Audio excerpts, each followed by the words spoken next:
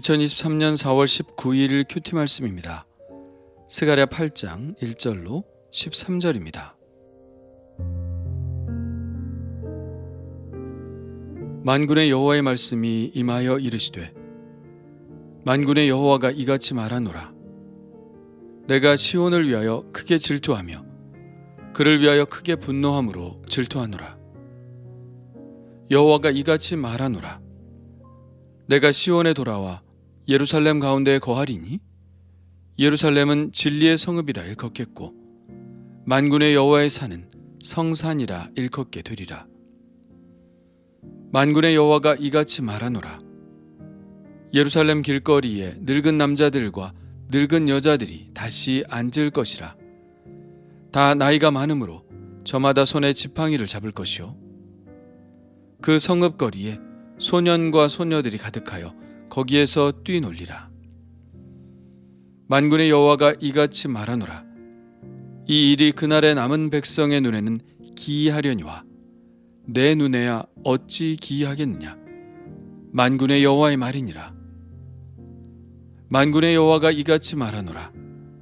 보라, 내가 내 백성을 해가 뜨는 땅과 해가 지는 땅에서부터 구원하여 내고 인도하였다가 예루살렘 가운데에 거주하게 하리니 그들은 내 백성이 되고 나는 진리와 공의로 그들의 하나님이 되리라. 만군의 여호와가 이같이 말하노라. 만군의 여호와의 집 곧 성전을 건축하려고 그 지대를 쌓던 날에 있었던 선지자들의 입의 말을 이 날에 듣는 너희는 손을 견고히 할지어다.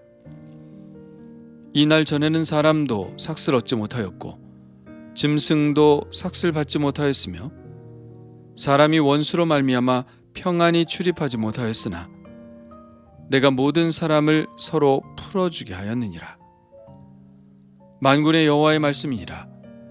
이제는 내가 이 남은 백성을 대하기를 옛날과 같이 아니할 것인즉 곧 평강의 씨앗을 얻을 것이라.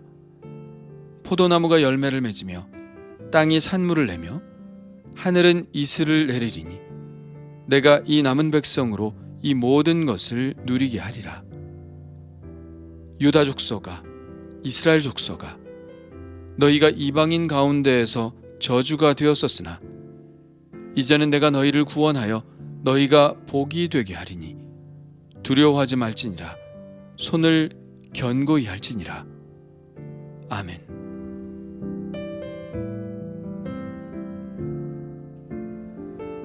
만일 8장이 시와 같은 문학 구조를 지녔다면 10개의 연으로 나눌 수 있을 것입니다.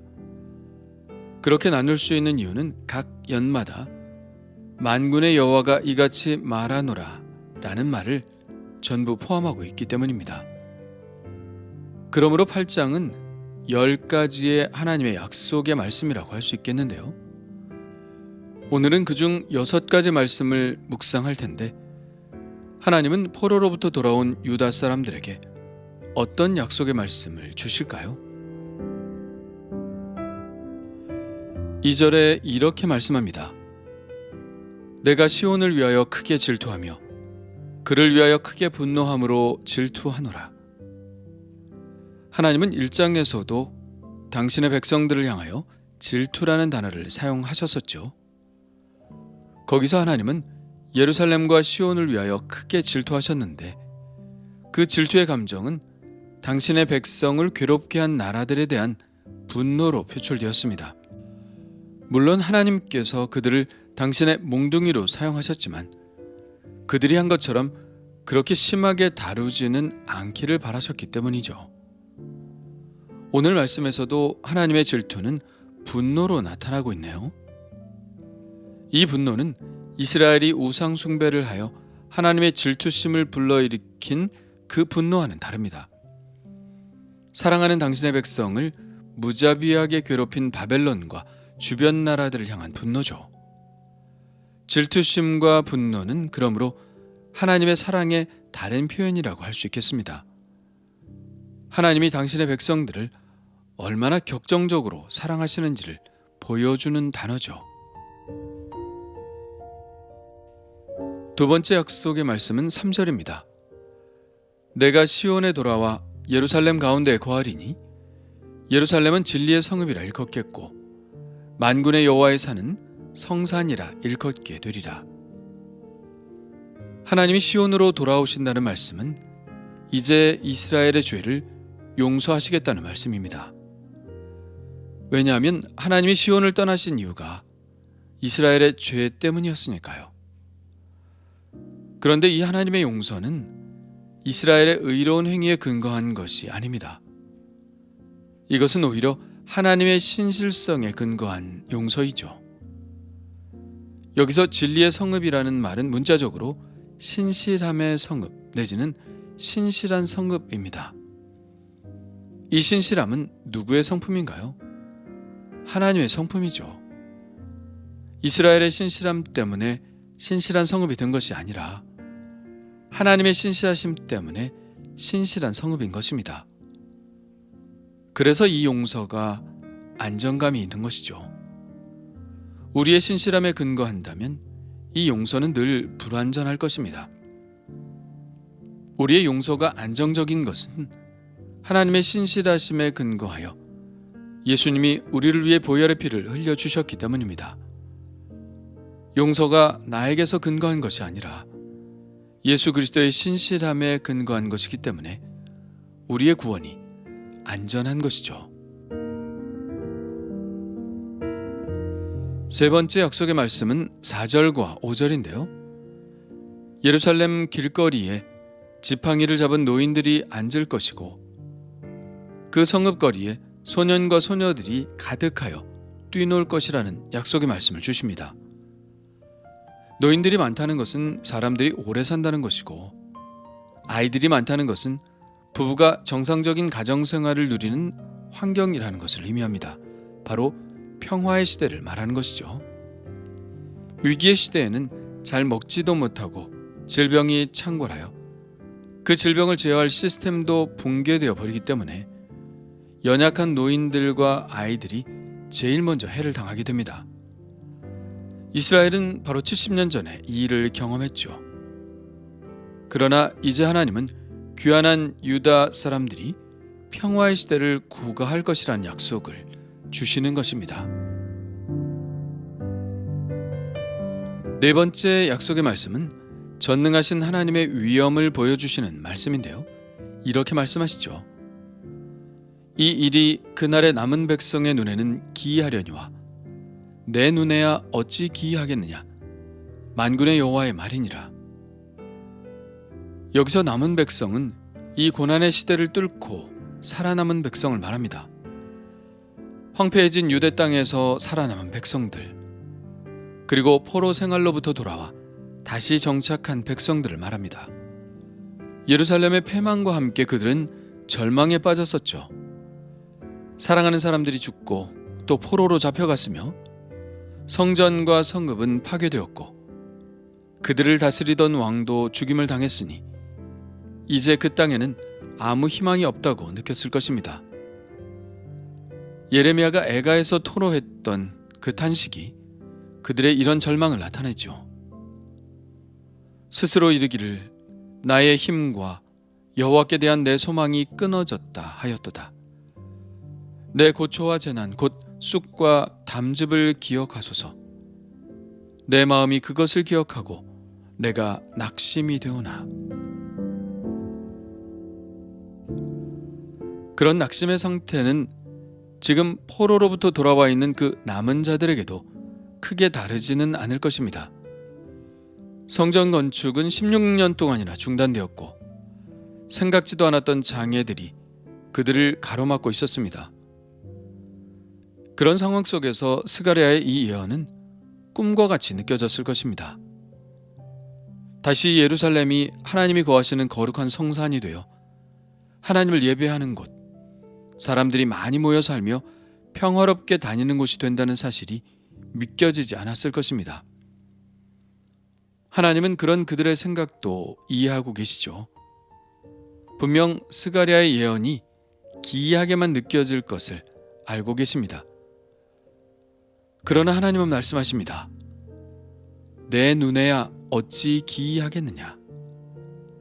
이 말씀은 마치 사람으로는 할 수 없으나 하나님으로는 다 하실 수 있느니라 라는 예수님의 말씀과 같죠. 우리가 기적이라고 부르는 일들은 하나님의 손에서 그저 일상이 됩니다. 그러므로 우리가 해야 할 것은 우리의 상식과 힘으로 우리 자신을 제한할 것이 아니라 하나님을 전적으로 신뢰하고 하나님이 모든 일을 이루시도록 맡겨드려야 하는 것이죠. 그러면 우리의 생각보다 크신 하나님께서 당신의 스케일대로 당신의 꿈을 이루실 것입니다. 하나님이 스가랴 선지자를 통해 주신 5번째 약속은 당신의 백성들을 모아 이스라엘 땅으로 돌아오게 하시겠다는 것입니다. 내가 내 백성을 해가 뜨는 땅과 해가 지는 땅에서부터 구원하여 내고 인도하였다가 예루살렘 가운데 거주하게 하리니 그들은 내 백성이 되고 나는 진리와 공의로 그들의 하나님이 되리라. 지금 이 일은 이루어지고 있는 중이죠. 이미 5만 명의 사람들이 돌아왔습니다. 그리고 앞으로도 2차와 3차에 걸쳐서 바벨론에 있는 유다 사람들이 그들의 땅으로 돌아오게 될 것입니다. 그런데 이 일이 일어나는 것도 하나님의 진리와 공의로 이루어진다고 말씀하십니다. 여기서 진리와 공의도 3절에서와 마찬가지로 하나님의 성품을 나타내는 말입니다. 성실하게 사랑하시고 성실하게 구원하시는 하나님의 성품이죠. 예레미야가 예루살렘이 파괴되는 모습을 보고 그렇게 낙심했을 때 그는 이 하나님의 성품을 떠올리게 되는데요. 이렇게 고백합니다. 내 마음이 그것을 기억하고 내가 낙심이 되오나 이것을 내가 내 마음에 담아두었더니 그것이 오히려 나의 소망이 되었사오면 여호와의 인자와 긍휼이 무궁하심으로 우리가 진멸되지 아니함이니이다. 이것이 아침마다 새로우니 주의 성실하심이 크시도소이다. 예레미야는 절망의 환경 속에서도 하나님의 인자와 긍휼 그리고 성실하신 성품을 떠올리며 희망을 가졌습니다. 그렇습니다. 이 예레미야의 희망대로 하나님은 당신의 진리와 공의로 당신의 성실하신 성품으로 이 일을 이루실 것입니다. 마지막 6번째는 복의 약속입니다. 9절부터 13절을 자세히 읽어보면 지금까지의 상황이 그렇게 좋지 않다는 것을 알 수 있습니다. 그들은 삭슬 얻지 못하였고 짐승도 먹을 것을 얻지 못하였으며 원수들로 인하여 평안히 출입하지도 못했습니다. 그러니 성전을 건축하는 일들이 제대로 됐을 리가 없죠.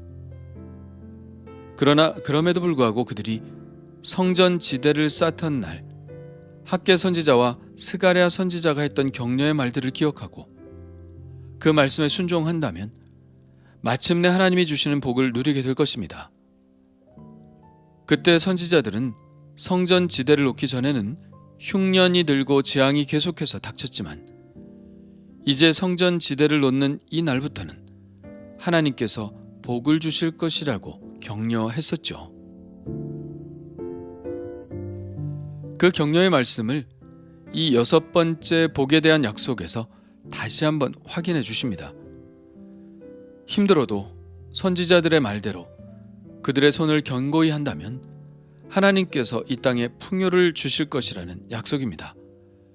12절과 13절입니다. 포도나무가 열매를 맺으며 땅이 산물을 내며 하늘은 이슬을 내리리니 내가 이 남은 백성으로 이 모든 것을 누리게 하리라. 유다 족속아, 이스라엘 족속아, 너희가 이방인 가운데서 저주가 되었었으나 이제는 내가 너희를 구원하여 너희가 복이 되게 하리니 두려워하지 말지니라. 손을 견고히 할지니라. 오늘 말씀을 보며 우리가 살아가는 것의 근거를 발견하게 됩니다. 그것은 바로 질투하시기까지 우리를 사랑하시는 그 하나님의 격정적인 사랑. 그리고 하나님의 성실하신 성품, 또한 전능하신 하나님의 그 능력이 우리가 복을 누리며 살아가는 근거가 되는 것임을 깨닫습니다. 그래서 주님은 늘 시험에 빠지는 우리들에게 이렇게 가르치신 것이죠.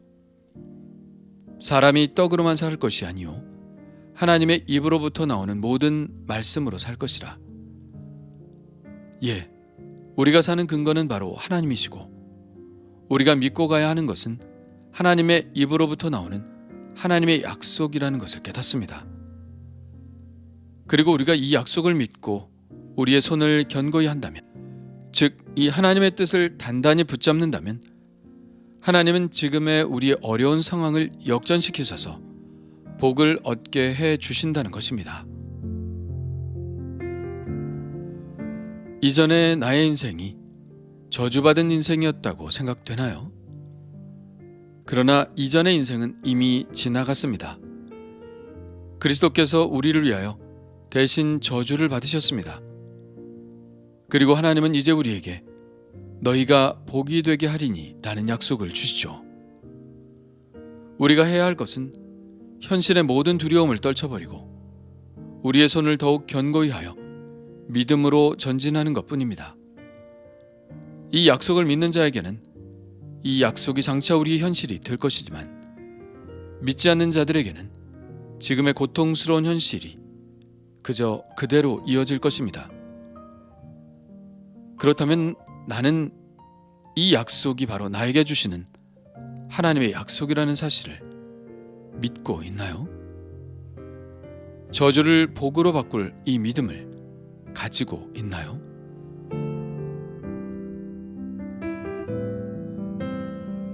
주님 감사합니다. 우리의 의로움으로가 아니라 하나님의 자비로우신 성품으로 우리를 구원하여 주시니 감사합니다.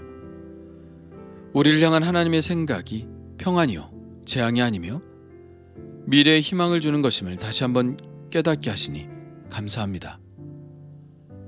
현실을 두려워하지 않게 하시고 그런 일이 과연 일어나겠어 하고 하나님이 주신 소망을 의심하지 않게 하시고 믿음으로 우리의 손을 견고케 하옵소서. 전능하신 하나님의 능력을 믿고 이 약속이 이루어질 것을 기대하게 하옵소서. 우리의 저주를 돌이켜 복이 되게 하신 예수 그리스도의 이름으로 기도합니다. 아멘.